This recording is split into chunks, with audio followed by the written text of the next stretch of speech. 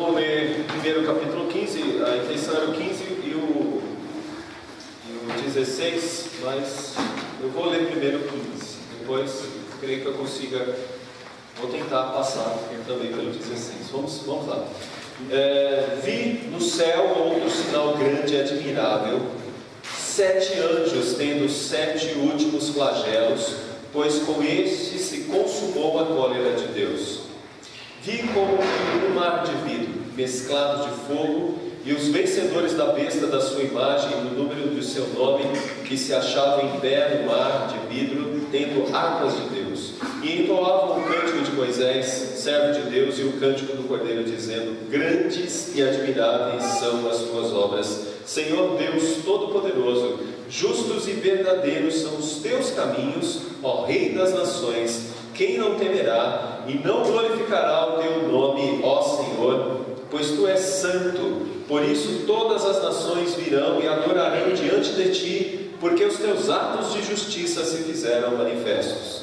Depois destas coisas olhei e abriu-se no céu o santuário do tabernáculo do testemunho, e os 7 anjos que tinham 7 flagelos saíram do santuário, vestidos de linho puro e resplandecente e cingidos ao peito com cintas de ouro. Então um dos 4 seres viventes deu aos 7 anjos 7 taças de ouro, cheias de cólera de Deus, que vive pelos séculos dos séculos. O santuário se encheu de fumaça, procedente da glória de Deus e do seu poder, e ninguém podia penetrar no santuário, enquanto não se cumprisse os 7 flagelos dos 7 anjos. Vamos orar. Obrigado, Senhor, e te agradecemos pela bênção de nos trazer até a tua casa para mais um instante de estudo. Obrigado pela tua direção, pela tua bondade, pelo teu amor, e cuida de nós, ó Deus. Se conosco no entendimento da tua palavra, e rogamos as tuas bênçãos para todos aqueles que vieram. Continue a sustentar a vida desses irmãos queridos, a vida desta igreja, do teu povo que congrega, ó Pai, aqui nesta igreja. Abençoe as famílias respectivamente aqui representadas, que todas essas famílias sejam vitoriosas em Cristo Jesus, e que cada um vença, Senhor, para a glória do teu santo nome. E obrigado, Senhor, por estarmos na liberdade deste país de poder pregar e entender e proclamar a tua palavra. Continua a cuidar de nós, ó Senhor, e abençoe-nos em nome do teu Filho Jesus. Amém. Ok, vamos lá, meus irmãos, para mais esse bloco de estudos aqui, né? Vamos explicar um pouquinho aqui. Não sei se vai dar para vocês seguirem, mas nós já cruzamos tudo isso aqui, ó, esses nossos estudos, né? Começou com uma tentativa rápida, mas nós já cruzamos tudo isso daqui. Capítulo 1 a 3, primeiro grupo, 7 igrejas. Capítulo 4 a 7, segundo grupo, 7 selos, o mundo atacando a igreja. Terceiro grupo, 8 a 11, juízos de Deus visitando o mundo que persegue a igreja. Capítulos de 8 a 11. Depois capítulos de 12 a 14, os inimigos da igreja, o dragão, a besta do mar, o falso profeta, que é a besta da terra, e Babilônia, do capítulo 14. E dos capítulos de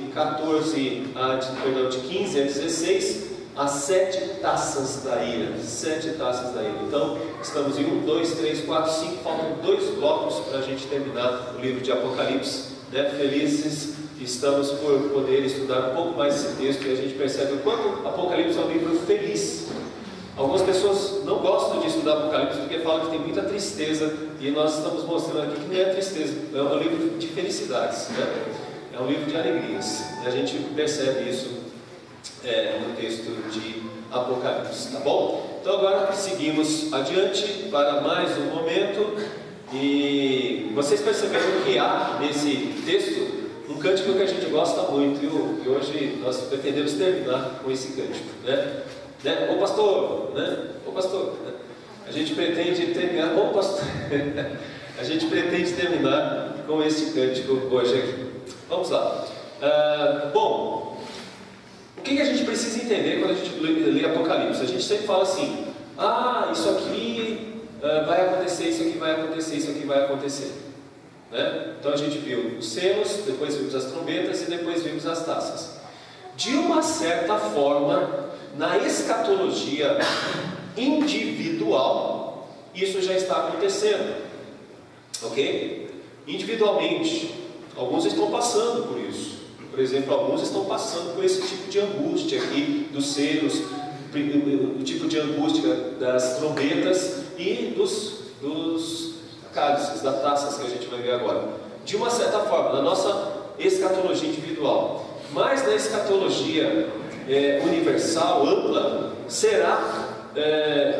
muitas coisas irão ainda acontecer. Muitas coisas ainda acontecerão e aguardamos esse dia.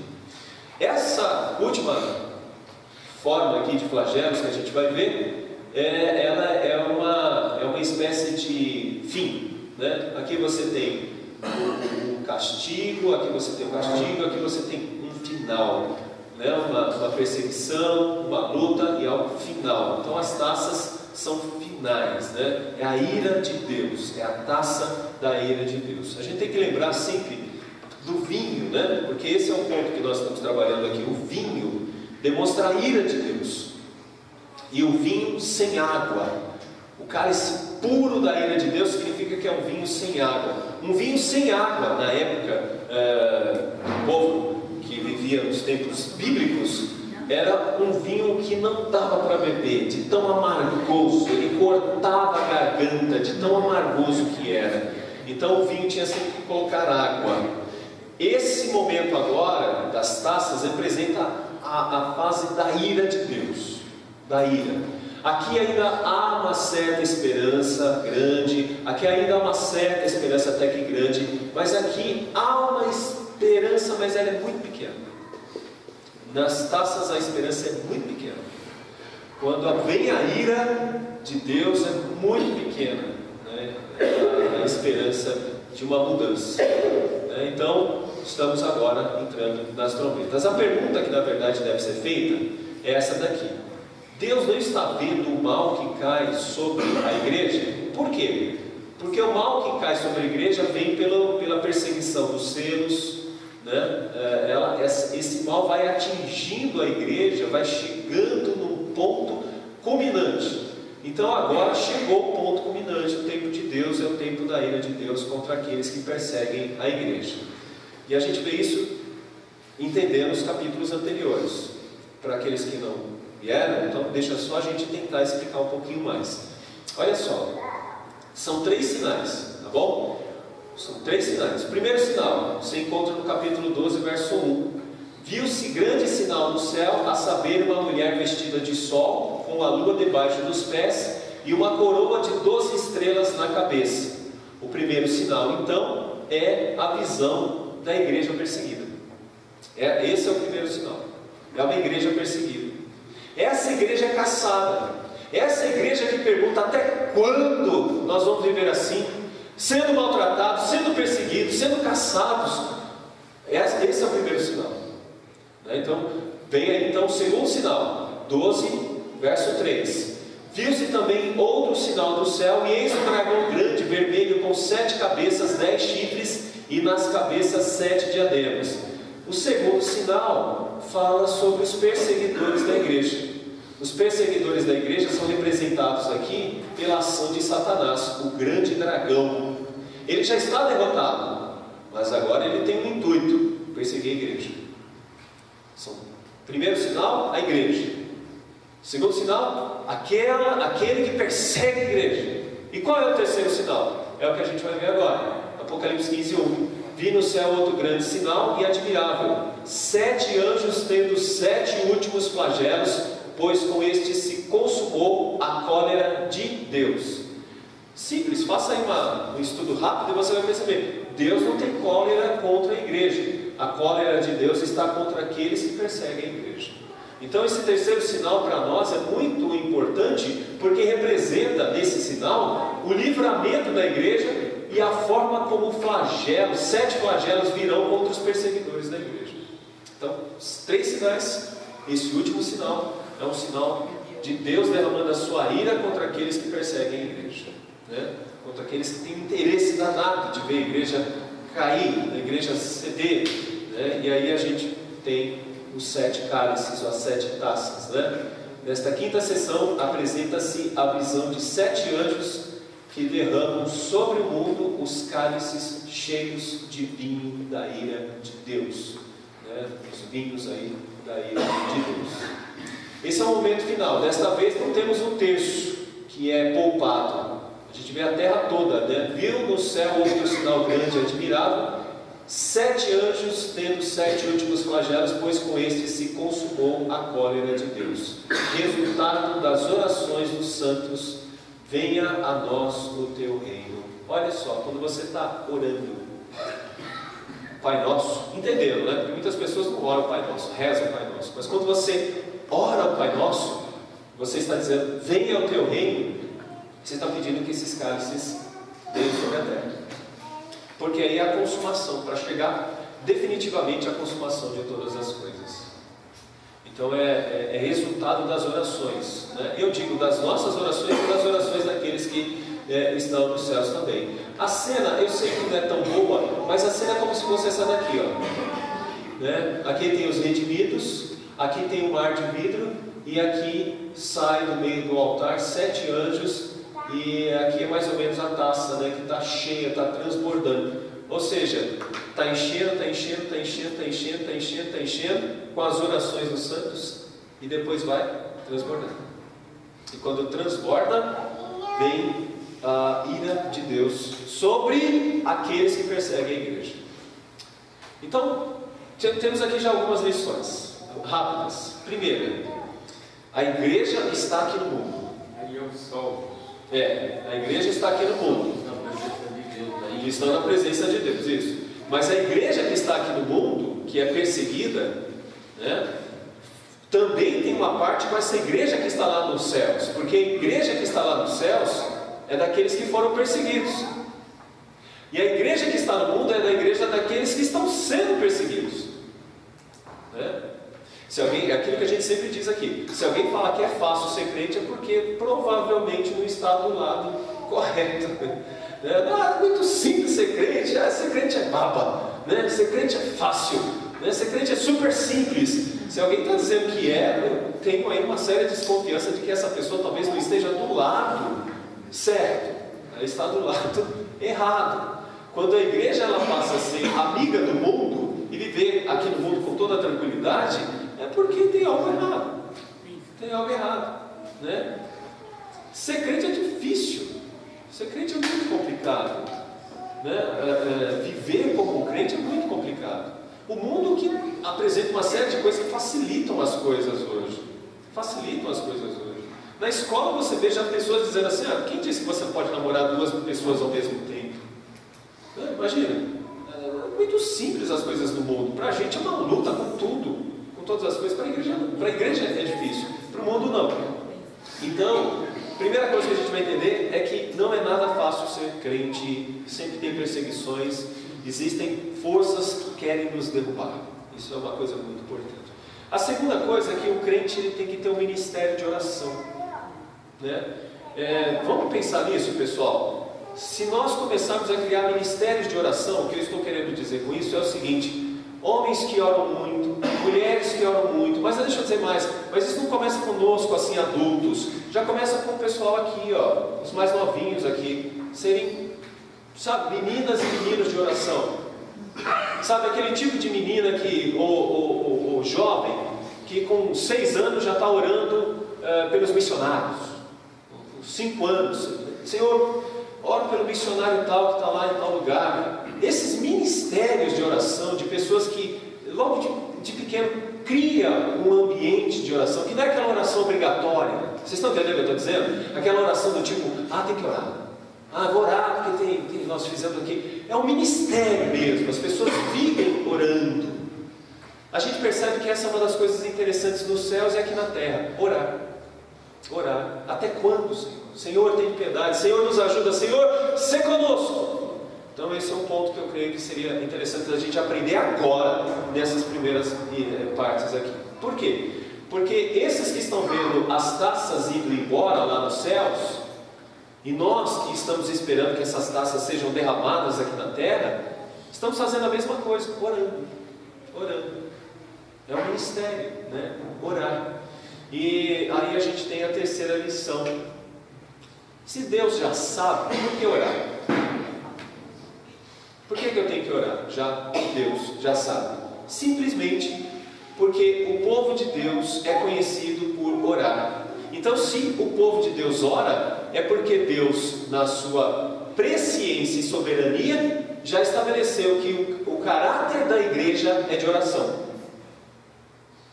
Crente que não ora, tem problemas.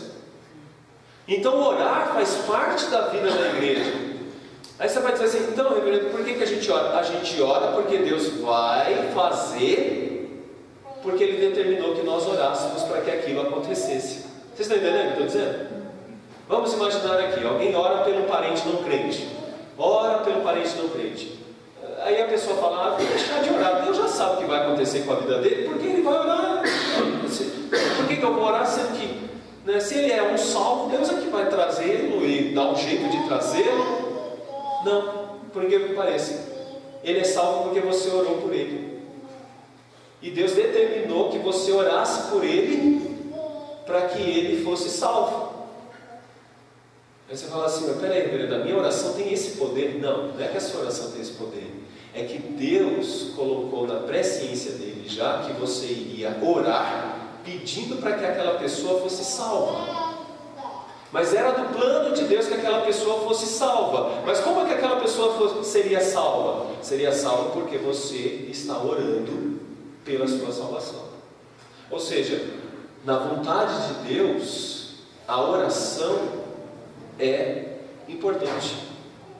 Na vontade de Deus, a oração da igreja é importante para que a igreja alcance os seus propósitos. Alcance os seus propósitos. Basta vocês verem uma coisa importante. Jesus Cristo ora. Jesus Cristo ora. Oração não é uma coisa do tipo assim, ó Deus, né? Como se fosse uma espécie assim de ação mágica. Não, a oração é do plano de Deus na vida da igreja. Não sei se eu consegui fazer entender. Quem está com dúvida sobre isso, levanta a mão. Deu para entender o que eu estou falando? Não? Então, perceba, oração já é determinado por Deus. Então, quem ora? Aqueles que tiveram, segundo a presciência de Deus, a determinação para orar.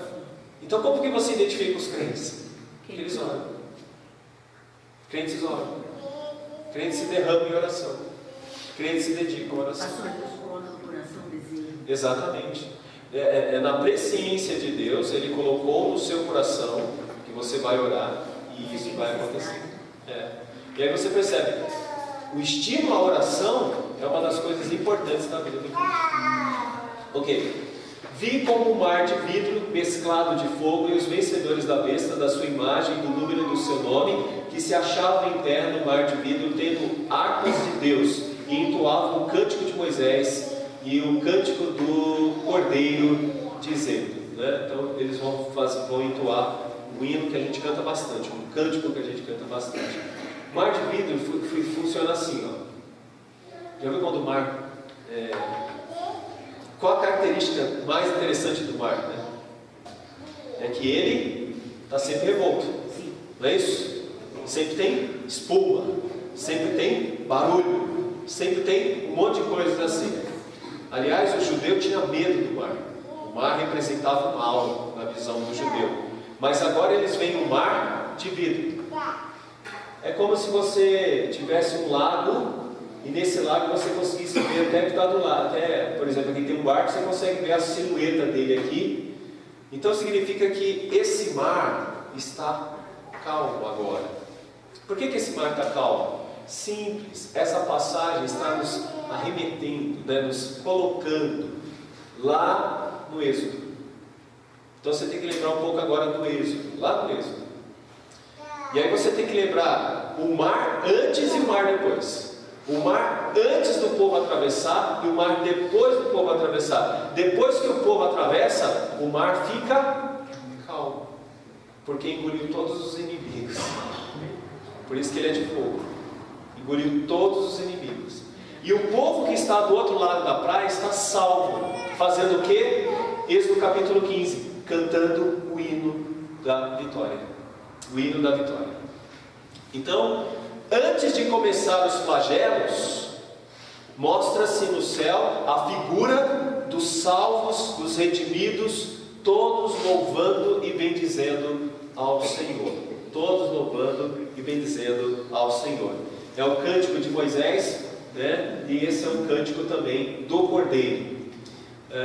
Cantando depois de atravessar o Mar Vermelho. Isso representa que os crentes não vão mais sofrer, porque estes estão livres de todo o sofrimento. É como se dissesse: os crentes não vão ser engolidos pelo Mar Vermelho. Os crentes não são engolidos pela cólera de Deus, somente os egípcios. O ato salvador de Deus foi concluído, por isso que há sossego, há tranquilidade, e o juízo de Deus virá sobre os ímpios, tal como foi sobre os egípcios. É isso que a gente está vendo com essa cena do mar. O juízo virá sobre os ímpios, tal como foi sobre os egípcios. Vamos agora entender um pouco o contexto dos egípcios. Tem as pragas, não tem? Então vocês vão perceber que os flagelos do capítulo 16 são comparáveis com as pragas do Egito. Rãs, sangue na água, feridas no corpo. Todas essas coisas que a gente vê no capítulo 16 nos faz lembrar do Egito. Então, esse povo que está louvando a Deus, eles sabem que esses flagelos não vão atingi-los. E o juízo de Deus vem sobre aqueles que estão contra Deus. Vocês se lembram dos egípcios? Eles foram duros, rebeldes. E mesmo depois de ter libertado o povo, eles saíram correndo atrás do povo para acabar com aquele povo, através do faraó. Então, essa cena agora mostra que haverá um grande juízo sobre aqueles que perseguem a igreja. Mas aqui a gente tira algumas lições também muito importantes, né? Muito importantes. Uma das coisas mais importantes é que o crente tem sempre que cantar e louvar a Deus, porque ele conhece o seu Deus. Quem conhece o seu Deus canta, quem conhece o seu Deus louva. Então deixa eu dizer uma coisa, e aí eu acho que vai ser maravilhoso. Lá no céu as nossas vozes serão aperfeiçoadas para louvar e bendizer o nome de Deus constantemente.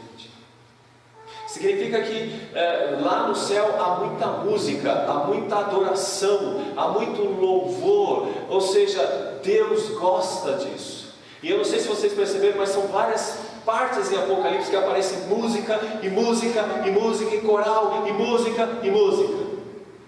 Porque quando você está alegre, não dá vontade de cantar? Não é verdade? Não dá vontade de cantar? Quando você está alegre, você fica... assobia e canta. Então, quando você pega uma pessoa triste, você vê essa pessoa cantando? É raro a gente ver uma pessoa triste cantando. Então aqui a gente percebe que há alegrias, há louvor diante de Deus, né? Porque esses crentes reconhecem o ato salvífico de Deus. Agora, não dá para dizer que o que vai acontecer é um ato de justiça. E esse ato de justiça que será concretizado contra aqueles que perseguem a igreja, esse será uma das coisas mais complicadas e sofridas da face da terra. Então, grandes e admiráveis são as tuas obras, Senhor Deus Todo-Poderoso. Então, porque eles estão cantando que as obras de Deus são maravilhosas. Justos e verdadeiros os teus caminhos. Então quer dizer, a maneira como ele dirige a história, a maneira como ele rege a história é maravilhosa. Outra coisa, Rei das Nações. Bom pessoal, nós vamos ver mais adiante que esse cântico aqui é uma contraposição ao capítulo 13. Ou seja, o dragão ele é temido, mas Deus é justo. O dragão domina sobre povos, mas Deus é o Rei das Nações. E aqui tem um texto: quem não temerá e não glorificará o teu nome, ó Senhor, pois só tu és santo. Por isso todas as nações virão e adorarão diante de ti, porque os teus atos de justiça se fizeram manifestos. Aqui tem uma pergunta muito importante, porque as pessoas têm muito medo da besta, das duas bestas. As pessoas têm muito medo do dragão. O texto vai dizer assim: não é deles que a gente tem que ter medo. Todos devem temer a nosso Deus. Todos devem temer a Deus. Então Deus deve ser amado, mas Deus deve ser também temido pelo que Ele vai fazer. E aí vem os flagelos do capítulo 16. Tá? Bom, o que está acontecendo aqui é a mesma coisa que aconteceu no Egito, então a gente pode dizer isso aqui, ó. Decorridos muitos dias, morreu o rei do Egito, os filhos de Israel gemiam sob a servidão, e por causa dela clamaram, e o seu clamor subiu a Deus. Aí vem um Deus misericordioso, que aparece para Moisés. Disse ainda o Senhor: certamente vi a aflição do meu povo que está no Egito, e ouvi o seu clamor por causa dos seus exatores. Conheço-lhes o sofrimento. Por isso desci a fim de livrá-los da mão dos egípcios, e para fazê-los subir daquela terra, a uma terra boa, ampla, que emana leite e mel, o lugar do cananeu, do eteu, do amorreu, do ferezeu, do heveu e do jebuseu. Pois o clamor dos filhos de Israel chegou até mim, e também vejo a opressão com que os egípcios os estão oprimindo. Esse aqui é um contexto muito parecido dessa passagem. Deixa eu tentar explicar isso aqui para vocês. Assim, você sabe o que é viver intranquilo? O que é viver intranquilo? Né? Deixa eu dizer assim, por exemplo, o que é viver intranquilo. É quando alguém trabalhou durante muito tempo numa empresa e o chefe sempre foi como se diz assim, um carrasco. Obrigado, um carrasco. Eu ia dizer outra palavra, mas essa foi boa. Um carrasco, né? Um carrasco. Ele foi sempre... Sabe quando você tem um chefe desse, como é que você vai para o trabalho? E pior, né? O seu salário já não é tão bom assim. Aí pior. Imagina que é alguém que teve que trabalhar durante uns 5 anos assim direto. Imagina que era segunda-feira dessa pessoa. Imagina como que era a vida dessa pessoa. Terrível. Terrível.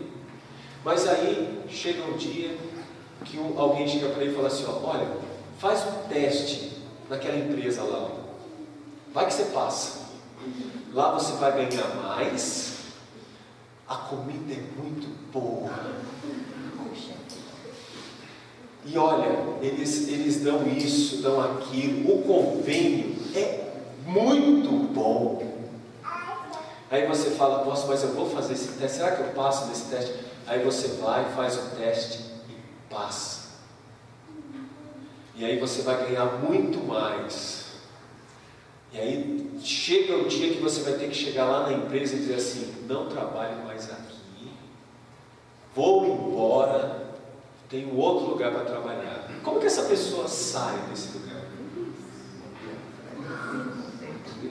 Não é? Faz assim. Como é que ela sai desse lugar? Ela sai super feliz, ela sai super alegre, ela sai dentro. E geralmente se você encontra essa pessoa, você fala, por que você está tão feliz assim? Eu tirei uns 500 quilos das costas. Eu tirei uns 500 quilos das costas. Não é? É isso que esse povo estava sentindo. Ó. O empregador era mau, ganhava mal, passava dificuldade, sofria demais. O que ele fez? Clamou. E quando ele clamou, Deus ouviu, e Deus liberta o povo. Então essa é a alegria de todos nós. Agora, qual é o grande peso que carregamos? O grande peso que carregamos é o peso do pecado. Eles conseguiram a libertação do inimigo deles, eles conseguiram a libertação do algoz, mas eles não conseguiram a libertação do pecado. Por isso que esse cântico é o cântico de Moisés, mas é o cântico também do Cordeiro. Vocês perceberam? É o cântico de Moisés, mas é o cântico também do Cordeiro. Que cântico é esse? É um cântico da liberdade do pecado, e o pecado já não tem mais nenhum poder sobre nós, nós não estamos mais escravos, agora estamos livres. Por isso que nós temos a alegria de viver o verdadeiro descanso. O verdadeiro descanso. Nós já sentimos um pouco disso, porque estamos caminhando para lá. Estamos caminhando para lá. mas já podemos sentir um pouco desse descanso em nossas vidas, né? Então sentimos um pouco disso já, e aí sim há espaço para o que nós estamos vendo com relação ao texto. Quando ele abriu o quinto selo, vi debaixo do altar as almas daqueles que tinham sido mortos por causa da palavra de Deus e por causa do testemunho que sustentavam. Clamaram em grande voz, dizendo: até quando, ó soberano Senhor, santo e verdadeiro, não julgas nem vingas o nosso sangue ou o sangue dos que habitam sobre a terra? E aí vem Deus respondendo: depois dessas coisas olhei, e abriu-se no céu o santuário do tabernáculo do testemunho. E os 7 anjos que tinham 7 flagelos saíram do santuário vestidos de linho puro e resplandecente, cingidos ao peito com cintas de ouro. Então um dos 4 seres viventes deu aos 7 anjos 7 taças de ouro cheias da cólera de Deus, que vive pelos séculos dos séculos. Aí o texto que nós lemos. Então é a mesma coisa. No capítulo 6 de Apocalipse havia um clamor, e nesse capítulo 15 há a resposta de Deus sobre este clamor. Então, clamor aqui, e aqui a resposta. Então aqui o que a gente pode aprender? Isso aqui é algo de grande importância para nós. Não desistirmos de orar, devemos ser perseverantes na oração. O que caracteriza a igreja é que ela é perseverante, ela não para de orar, ela não desiste, mesmo que ela não veja resposta nenhuma, ela continua orando, ela continua clamando, ela continua pedindo e rogando a Deus. Esse é um dos pontos aqui que a gente vê nesse texto. Quem são os perseverantes? Os perseverantes, eles não são perseverantes senão na oração. Essa é uma das coisas mais importantes que a gente vê nesse texto. Eles perseveram, continuam firmes, continuam clamando, porque eles sabem que Deus está guardando essas orações, estão guardando essas orações, e as orações estão enchendo essas taças. Isso é importante porque tem horas que a gente tem um desânimo danado, como se dissesse: vamos parar de orar, acho que não está adiantando. Não, a característica do crente é que ele é perseverante em oração. Ele deve orar constantemente e clamar em constante apelo ao nosso Deus. Os valores aí das orações, né? Devemos orar. As taças de ouro cheias de incenso representam as orações dos santos. Deus age no seu tempo, né? O santuário se encheu de fumaça procedente da glória de Deus e de seu poder, e ninguém podia penetrar no santuário enquanto não se cumprisse os 7 flagelos dos 7 anjos. Devemos ser perseverantes. O que nos cabe enquanto isso não acontece é ser perseverante. Aqui está a perseverança dos santos, os que guardam os mandamentos de Deus e a fé em Jesus. E aí a gente vai lembrar em Lucas 18, você lembra de Lucas 18?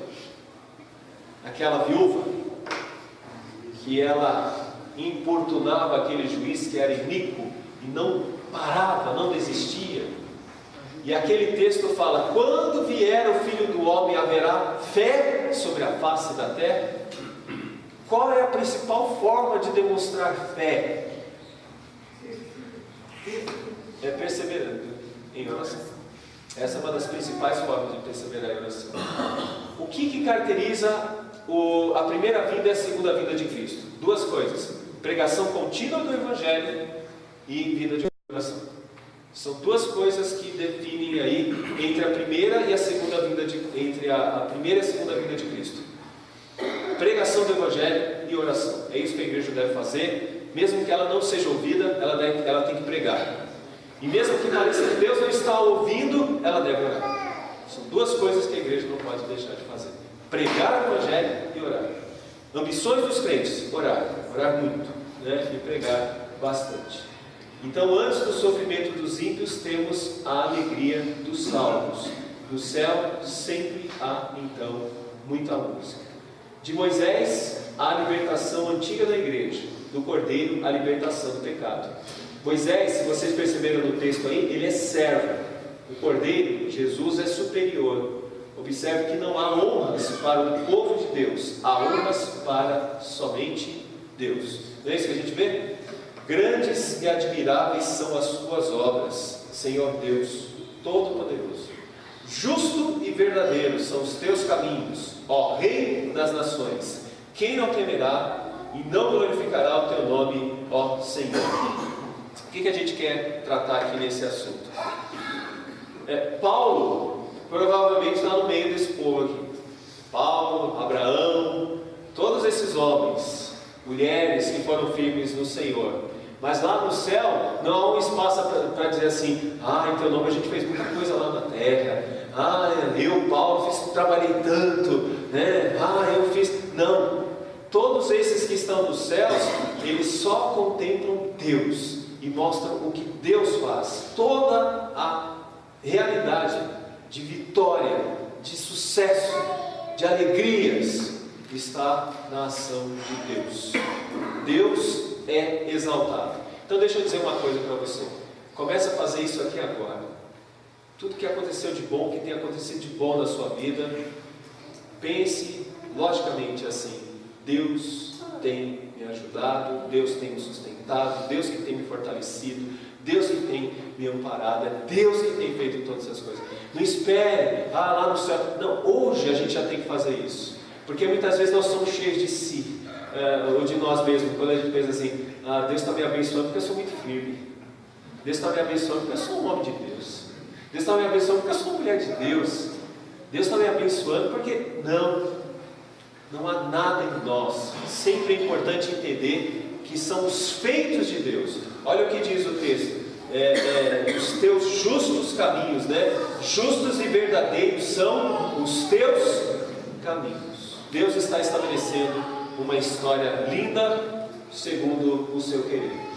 E aí a gente pode dizer o seguinte: o Senhor é todo poderoso. Esse é um contraste com o capítulo 13, em que o dragão acha que é todo poderoso, né? No capítulo 13 nós vamos perceber que há toda uma ênfase no dragão, como se ele fosse todo poderoso, como se a besta fosse toda poderosa. Aqui nesse texto não é isso que acontece. Ele é o rei das nações, em contraste com o 13, né, o 7 e 8, foi-lhe dado também que pelejasse contra os santos e os vencesse. Deu-se-lhe ainda autoridade sobre cada tribo, povo, língua e nação. Capítulo 13, verso 8. E adorá-lo-ão todos os que habitam sobre a terra, aqueles cujos nomes foram escritos no livro da vida do Cordeiro, que foi morto desde a fundação do mundo. Então, quer dizer, a vitória de Deus é maior porque Ele controla todas as nações, Ele sustenta todas as nações, e é Ele que chama os redimidos de todas as nações. Qual é a lição que a gente tem dessa outra parte aqui? É que ou você pode temer o dragão, ou você pode temer a Deus. Você pode temer o dragão ou temer a Deus. A gente vê a história dos perseguidos, que enfrentaram grandes perseguições. Eles, olha só isso, gente, é espantoso falar isso, mas eles iam para o Coliseu servir de espetáculos, mas eles iam cantando. E isso que causava mais raiva ainda dos seus algozes, assim, porque eles cantavam, né, a ponto de que cortarem a língua deles para eles não cantarem, porque eles iam morrendo cantando. E por que eles faziam isso? Porque eles temiam mais a Deus do que o dragão. Quando que alguém deixa de louvar a Deus? Quando passa por tribulações, por lutas e por dificuldades, e aí começa a adorar mais a besta, o profeta, o dragão, do que o próprio Deus. Aqui a gente vê outra coisa interessante nesse cântico. Os crentes, os redimidos, estão adorando a Deus, louvando a Deus, e dizem: quem não temerá o teu nome? Esse é o nome que deve ser temido. A gente não tem que temer aqueles que tiram talvez o nosso sustento, tiram a nossa paz, a nossa tranquilidade. A gente tem que temer, na verdade, a Deus. E aí a gente vê as obras. Quais são as obras de Deus? Duas: Ele redime o seu povo e Ele fará perecer os injustos. Justiça de Deus e a remissão. Essas são as grandes obras. Então, quando você está cantando esse cântico, grandes são as tuas obras, Senhor Todo-Poderoso, justos e verdadeiros são. Quando você está cantando isso, você tem que lembrar de Apocalipse e entender que Deus está fazendo duas coisas. Primeiro, Ele está salvando as pessoas, ou os crentes, e Ele está julgando aqueles que são injustos. É isso que Deus está fazendo. Duas coisas que a gente canta nesse cântico. Ele está salvando os crentes e Ele está julgando os ímpios, né? Ele está julgando os ímpios. Por quê? Porque Ele é justo. E todas as nações espontaneamente o glorificarão. Então, essa é a introdução do capítulo 15 que a gente percebe aqui no capítulo 15. Tenho 2 minutinhos que eu quero falar do 16 e vou tentar ser rápido. Lembrando isso tudo, sim, isso é importante, tá? Eu fiz questão de colocar aqui um aviso. Pessoal, quando vocês leem assim, mar de vidro, tabernáculo, todas essas coisas, não pensem que isso é uma coisa assim do tipo ipsis literis, tá bom? Ipsis literis, porque não é. Essa é uma visão e é uma interpretação do que está se vendo, tá? Então, por exemplo, quando a gente olha aqui, saiu o primeiro anjo e derramou a sua taça pela terra. Aí na impressão, a gente viu lá a taça, que o anjo está pegando a taça e está fazendo assim, né? Você fala assim, gente, que coisa, né? Tá atacando alguma coisa assim. Quando você olha, por exemplo, e vê assim, derramou a segunda taça no mar e esse se tornou em sangue.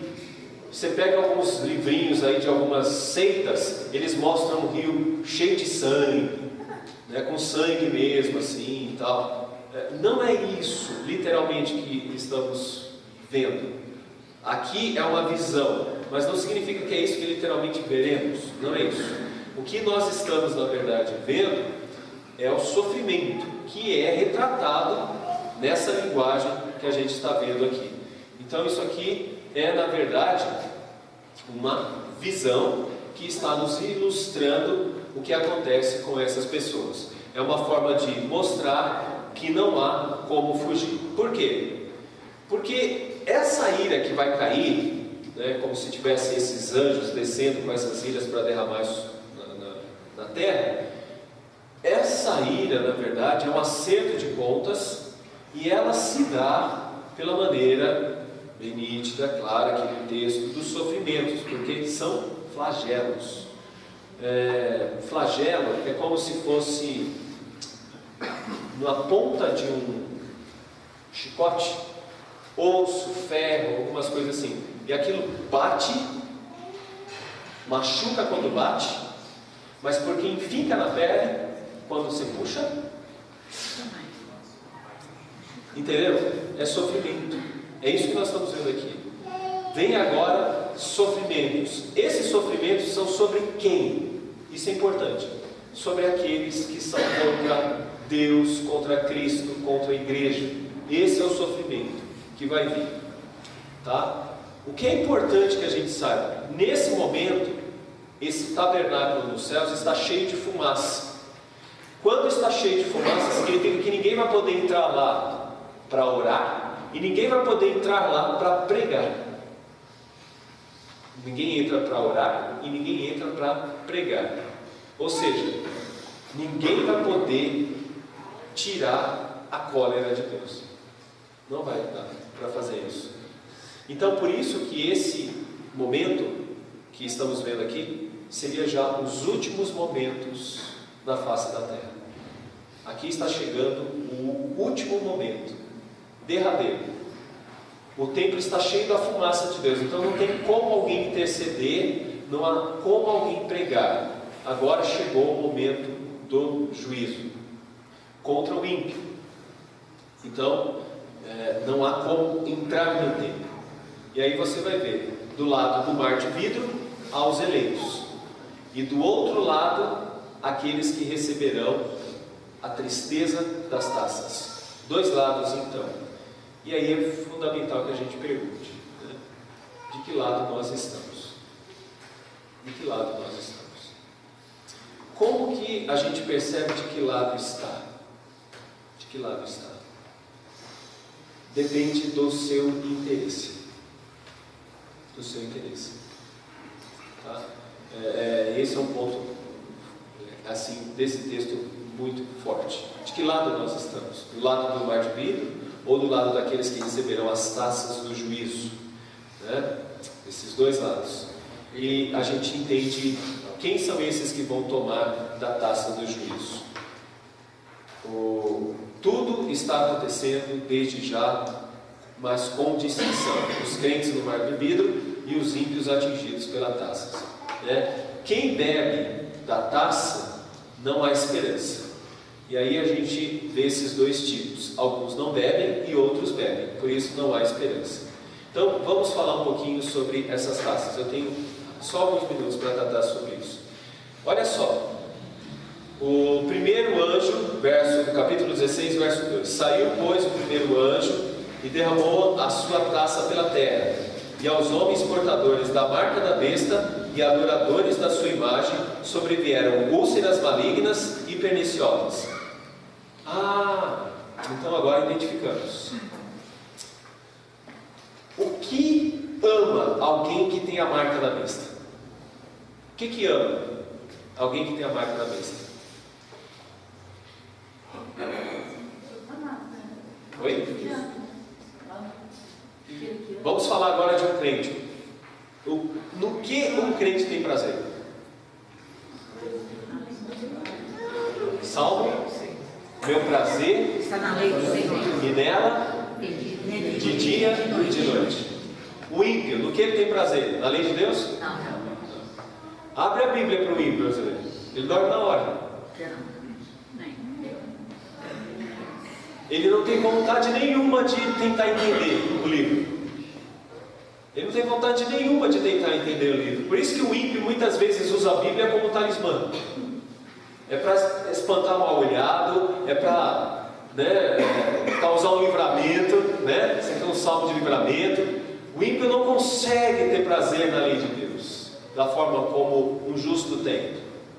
Então, a marca da besta é aquela marca que faz com que a pessoa tenha o prazer de buscar os seus prazeres pessoais. E a besta vai oferecer esses prazeres para ela. Vai dar tudo o que ela quer: dinheiro, poder, muito. Se a gente pegar aqui os pecados capitais, a gente vai falar de sexo, vai falar de comida, vai falar de preguiça, vai falar de tanta coisa que faz alguém ser um adorador da besta. Quando alguém fala assim: eu estou com uma preguiça, eu fico com medo, porque preguiça não é uma característica de crente. Ai, tem uma preguiça danada de veneno. Então muda, porque essa não é a sua marca. Você não pode ter essa marca, né? Fulano paga para dormir, né? Tem algo errado. Jesus Cristo, ele levanta cedo para orar. Jesus Cristo, ele não para. Vocês perceberam isso? E quando fala assim: meu pai trabalha e eu trabalho e meu pai trabalha também. Então, a marca da besta é quando você vê pessoas trabalhando em detrimento do seu prazer. Essas pessoas nunca têm alegria. Eu não sei se você percebeu. Nunca estão satisfeitas. Eu estava ouvindo uma pessoa falando assim que de casamento homoafetivo, que tem desejos por homens, e aí vem aquela coisa na TV mostrando que um casal homossexual é super feliz. Eles são super felizes, super felizes. Não! É 1, é 2, é 3, é 4, é 5, é 6, é 7. São vários parceiros. Não estão felizes. Sabe por quê? Porque tem uma angústia. Essa pessoa não consegue se livrar da angústia. Ela está sempre angustiada, ela está sempre sofrendo. O que o texto está mostrando aqui é que esses adoradores da imagem têm úlceras malignas e perniciosas. Não conseguem se livrar de sofrimentos. Úlceras aqui não significa meramente que todo adorador da besta tem que ter feridas.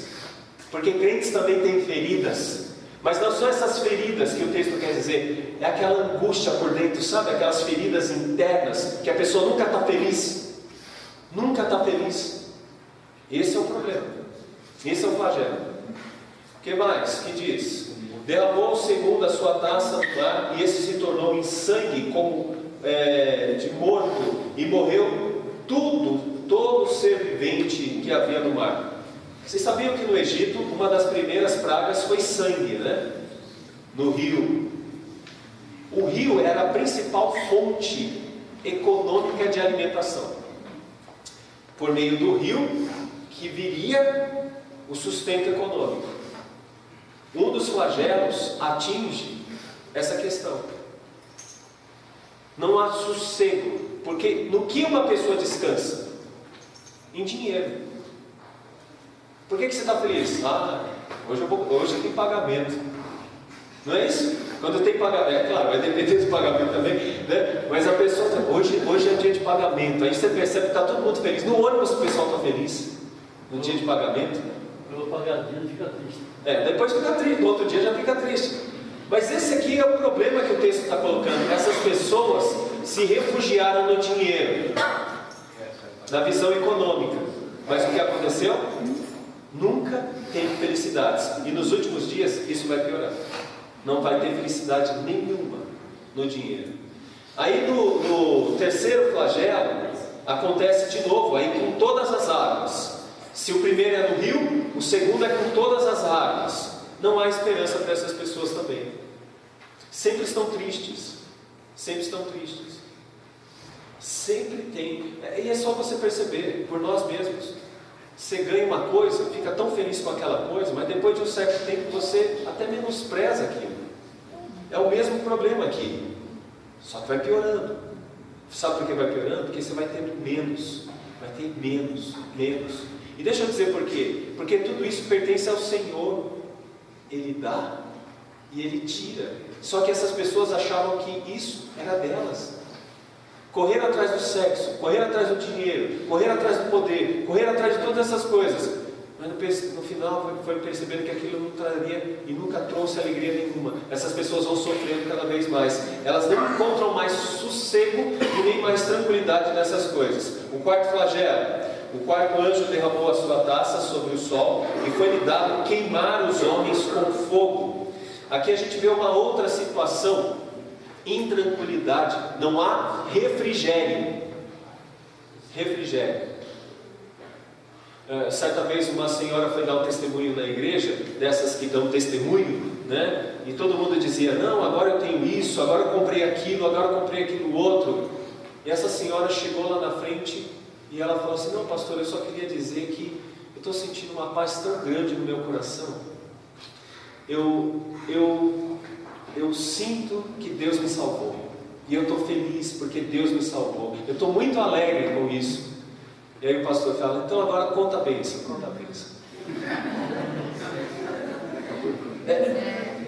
Eles não conseguem entender que o refrigério não está nas coisas. O refrigério está em Deus. Essas pessoas não encontram refrigério.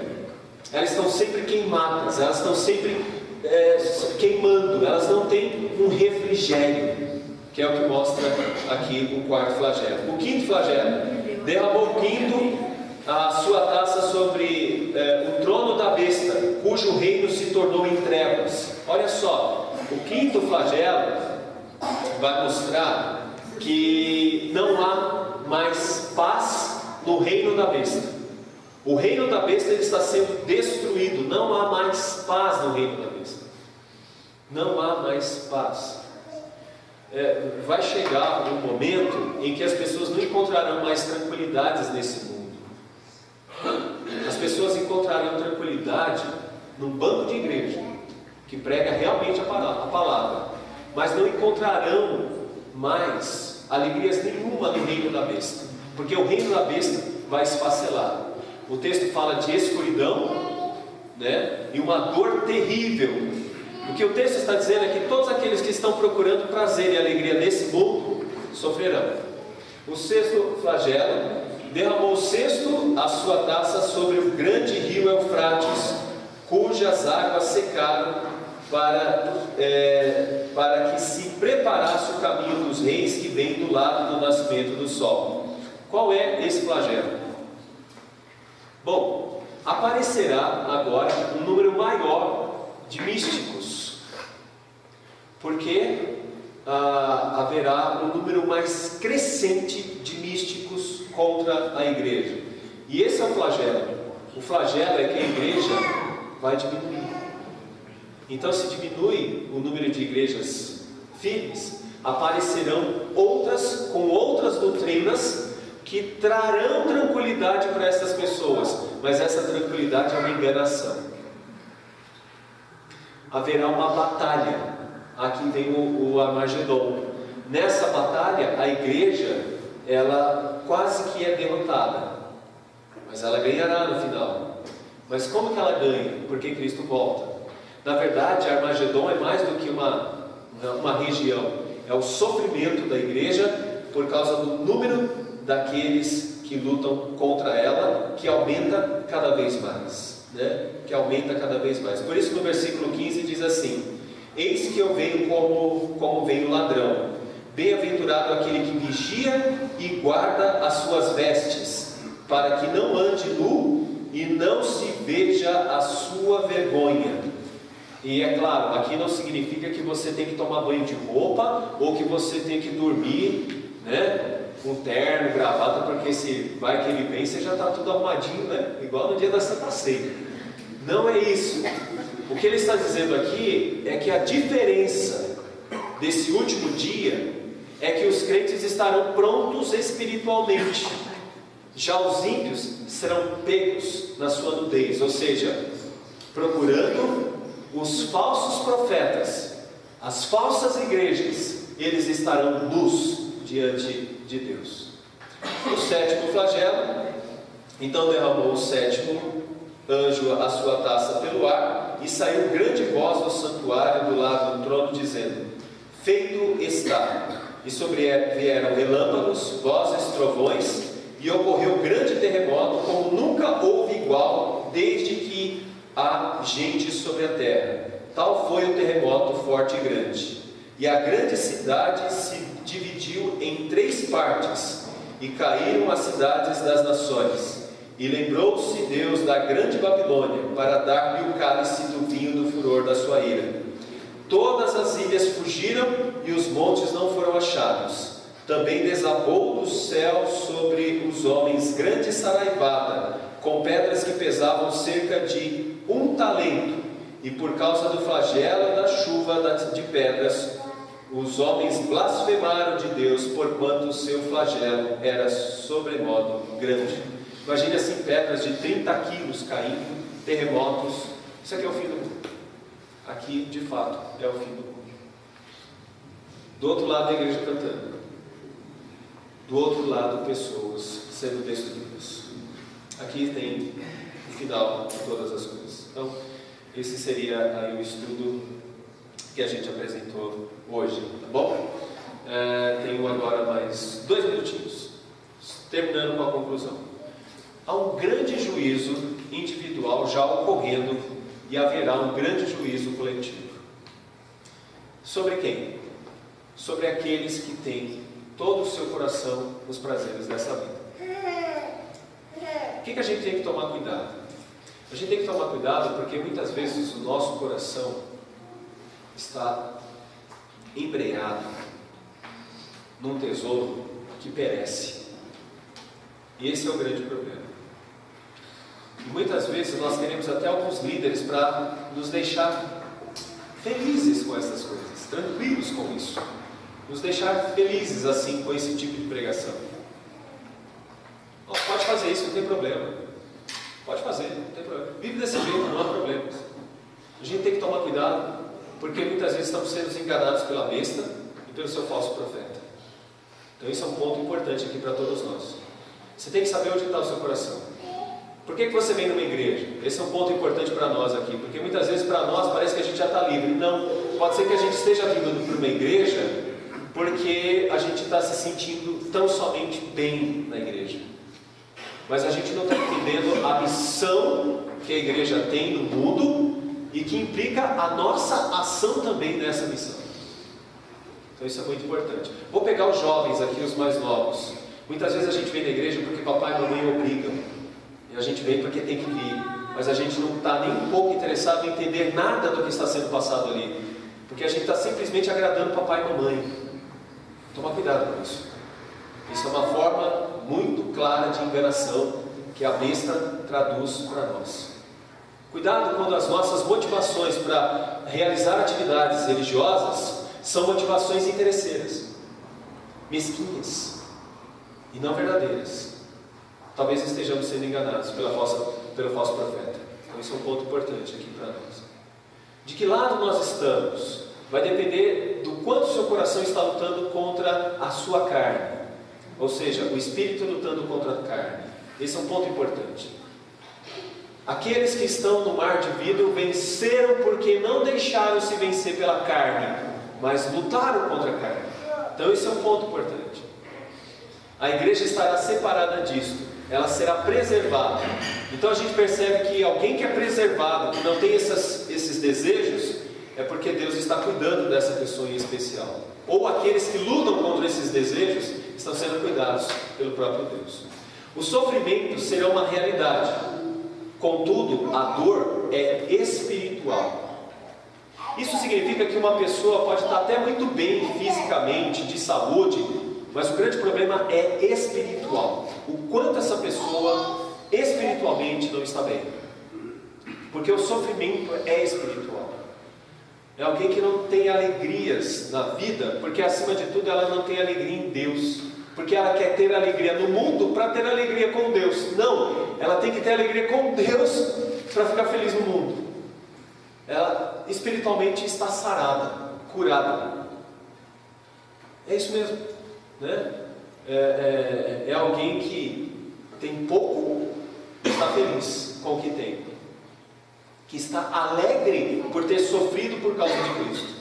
Um outro aspecto: o incrédulo não conseguirá descansar nos prazeres deste mundo.